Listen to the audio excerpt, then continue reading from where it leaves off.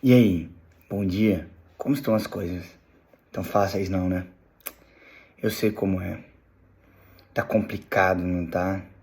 O trabalho, as coisas não estão fluindo. Financeiramente, as coisas estão um caos. Talvez você tenha até magoado a sua família. Eu sei como é. Talvez você tenha tido um conflito enorme dentro de casa. E às vezes a culpa nem é deles, é de outras coisas, outros fatores. Mas você tem feito sofrer ou tem sofrido por causa disso? Eu sei como é. Eu sei também como é, a gente parece que conhecer um Deus na teoria, mas na prática ter uma dificuldade tremenda para se relacionar, ouvir esse Deus, ter uma clareza a respeito do que Ele quer pra gente. A gente vê o mundo da gente desmoronando. Eu sei como é. A tua fé está correndo sérios riscos, não é? Eu sei como é. Mas existem alguns textos que me vêm à memória que têm me ajudado a pensar um pouco depois de muita besteira que eu acabo fazendo, falando, de comportamento, de mente.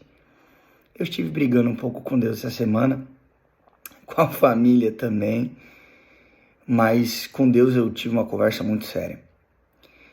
E brigue com Deus. Eu gosto de um texto, que é o texto de Isaías 1:18, que diz assim: Vinde, pois, arrazoemos, diz o Senhor, ainda que vossos pecados sejam como escarlatas, eles se tornarão brancos como a neve, e ainda que sejam vermelhos como o carmesim, se tornarão como a lã. Vinde, arrazoemos. Deus te chama para uma conversa. Se precisar gritar com Ele, grite com Ele. É porque toda vez que Deus nos chama para uma conversa, Ele nos vence, porque a gente não tem argumentos para Ele. Mas a gente consegue depositar sobre Ele todas as coisas. Assim, talvez a gente não magoe os outros. Converse com Deus. Arrazoe. Ele te chama para isso. Mas tem algumas coisas maravilhosas que Ele nos fala. Por exemplo, em Jeremias 29, do verso 11 a 13, diz que porque eu bem sei os pensamentos que tenho a vosso respeito, diz o Senhor, pensamentos de paz e não de mal, para vos dar o fim que esperais. Então me invocareis, ireis e orareis a mim, e eu vos ouvirei. Buscar-me-ei e me achareis quando me buscardes de todo o coração. A gente precisa entender que essa promessa de Deus não é só uma teoria, não é só algo que a gente prega, que a gente ensina, mas é uma prática, onde Deus ele fala, porque eu sei os pensamentos que tenho a vosso respeito, as coisas não estão indo bem. Confie no Senhor. Ele pensa coisas boas, né? Pensamentos de paz, não de mal. Por fim, parece que as coisas não vão bem e você não tem respostas. De falar, nem sempre você terá respostas.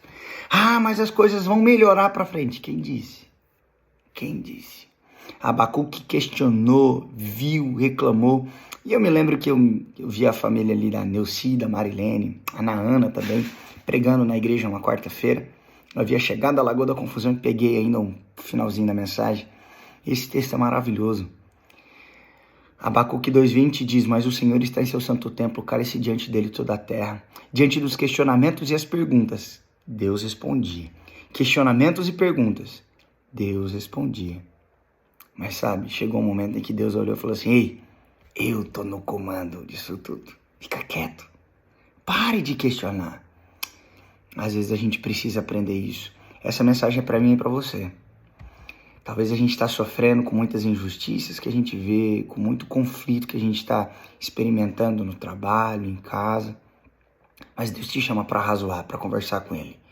Mas Deus quer que você lembre que Ele tem pensamentos bons e não maus.